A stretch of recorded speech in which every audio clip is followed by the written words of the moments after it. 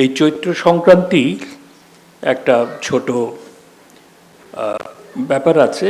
এটাকে সবাই, বিশেষ করে বাংলাদেশের হিন্দু সম্প্রদায়, তাদের জন্য অত্যন্ত পবিত্র দিন মনে করে।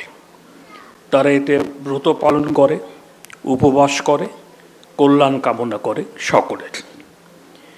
এই যে চৈত্র সংক্রান্তি বলা হয়, এই সময় শিবের গাজন গাওয়া হয়, এই সময় চরকা উৎসব হয়, এবং এই উৎসবের যে হিন্দু ধর্মের উপাদান আছে তাই নয়, এর মধ্যে বৌদ্ধ ধর্মের উপাদান আছে।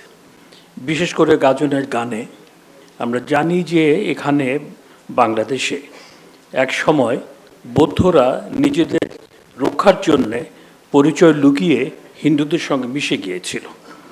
তাদের কিছু তন্ত্র সাধনার বিষয় এই সব উৎসবের মধ্যে চলে আসে। এর আরেকটি ব্যাপার হচ্ছে যে চৈত্র সংক্রান্তির আগের দিন হিন্দু মহিলারা নীলের পূজা করেন, নীল পূজা করেন।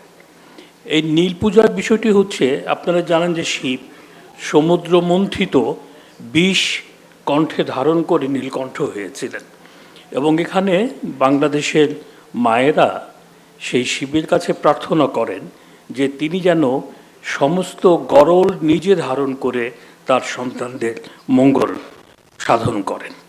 এটি বাঙালি পিতামাতার চিরায়ত কামনা। আমরা জানি যে ঈশ্বরী পাটনিকে যখন অন্নপূর্ণা জিজ্ঞেস করেছিলেন যে তুমি আমার কাছে কি বর চাও, তখন ঈশ্বরী পাটনি বলেছিলেন আর কিছু নয়, অন্য কোনো ধন সম্পদ চাননি, শুধু বলেছিলেন আমার সন্তান যেন থাকে দুধে ভাতে।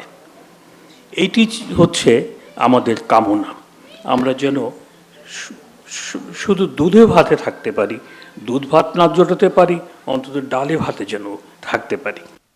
এই চৈত্র সংক্রান্তির সঙ্গে অনেকে মনে করেন যে মানুষ এবং প্রকৃতির সংযোগের একটি সাধনা আছে।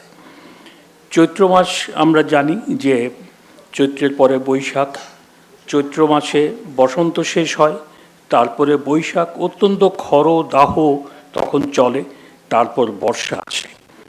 এই প্রকৃতির সংযোগ, এই যে বসন্তের পরে যে বর্ষার জন্য অপেক্ষা, যে অপেক্ষা আমাদের এই ধরণীকে শস্য সুফলা শ্যামলা করে তুলবে, সেটার প্রতীক্ষা। কাজেই এই যে একটি প্রকৃতির একটি সংযোগ মানুষ কামনা করে, সেটি চৈত্র সংক্রান্তির একটি বড় ধরনের বৈশিষ্ট্য এবং কাম্য বিষয়।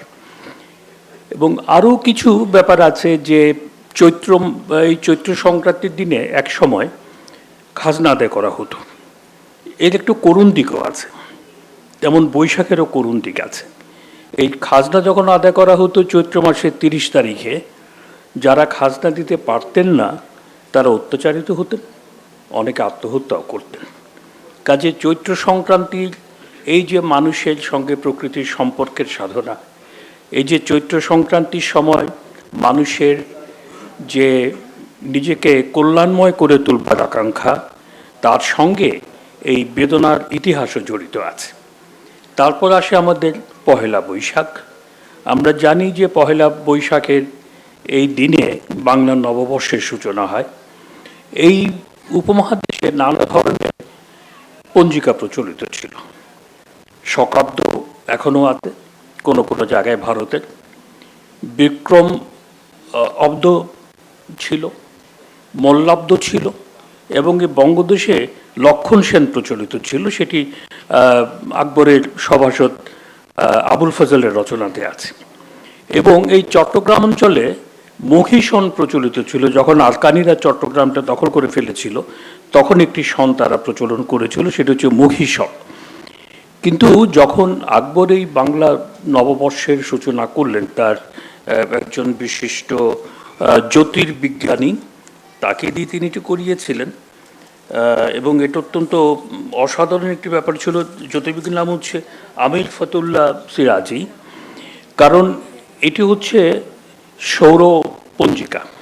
কিন্তু আমাদের দেশের হিন্দুদের উৎসব ইত্যাদি সব চন্দ্র হিসাবেই হতো, মুসলমানদেরও যেসব উৎসবাদি আছে সেগুলো চন্দ্রমাস ধরেই হতো, কিন্তু একটি এর সমন্বয় করে একটি সৌরপঞ্জিকা রচনা করা যেটি অত্যন্ত কার্য উপযোগী হবে।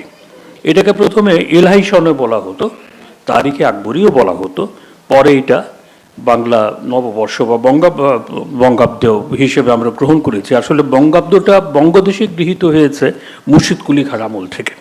তিনি খাজনা আদায়ের জন্য পহেলা বৈশাখটাকে ধার্য করেছিলেন, সেই থেকে এখানে বঙ্গাব্দ প্রচলিত হয়। আকবর তো করেছিলেন, একটি সংস্কার করে পঞ্জিকা প্রচলন করেছিলেন, কিন্তু ওই যে খাজনা আদায়ের যে রীতিটা বাংলাদেশে প্রচলন করেছিলেন মুর্শিদ কুলি খাঁ।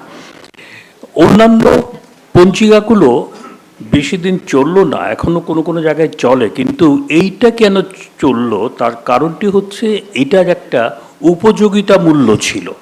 সেই উপযোগিতা হচ্ছে খাজনা আদায়ের সঙ্গে এটাকে সম্পর্কিত করা হয়, এবং যে কোনো জিনিসের যদি উপযোগিতা না থাকে তাহলে সেটা বেশি দিন চলে না। এই উপযোগিতার কারণেই এটি চলেছে। এখন আমি কয়েকটা আপনাদের উদাহরণ দিতে চাই, যে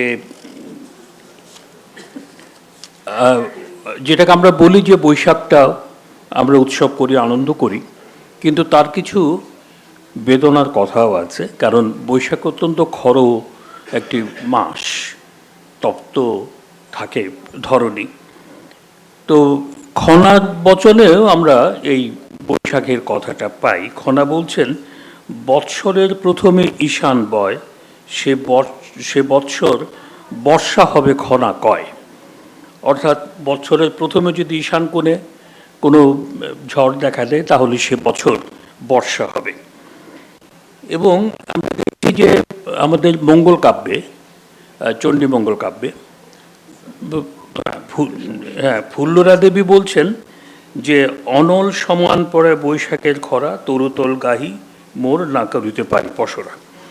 তারপর তো আমরা কাজী নজরুল ইসলামের তোরা সব জয়ধ্বনি কর, তোরা সব জয়ধ্বনি কর, ওই নতুনের কেতন ওড়ে, সেখানে আমরা বৈশাখের কথা জানি, এবং রবীন্দ্রনাথের শেষ হয়ে বৈশাখ, এগুলো তো আমরা জানি। কিন্তু এই বৈশাখের যেটা সবচেয়ে বড় বৈশিষ্ট্য, এটা শুধু বর্ষপঞ্চী নয়, এটা হচ্ছে উৎসব। এই বাংলাদেশে যত ধরনের উৎসব আছে সব ধরনের উৎসব এসে যেন বৈশাখে নতুন করে বিকশিত হয়, প্রকাশিত হয়, উদযাপিত হয়। কাজেই এই বৈশাখটাকে আমরা শুধু বর্ষপঞ্জির মধ্যে সীমাবদ্ধ না রেখে এটা যদি একটা উৎসবের আনন্দের সময় কল্পনা করতে পারি, তাহলেই আমার মনে হয় যে আমরা বৈশাখকে যথাযথভাবে মূল্যায়ন করতে পারবো। আরেকটি বিষয় হচ্ছে, বাংলাদেশে বৈশাখ শুধু একটি বর্ষ শুরু নয়, আমরা এর আগে দেখেছি বাংলাদেশের আমাদের স্বাধিকার আন্দোলনের, আমাদের আত্মপরিচয় প্রতিষ্ঠার সংগ্রামেও বৈশাখ একটি বড় ধরনের ভূমিকা পালন করেছে।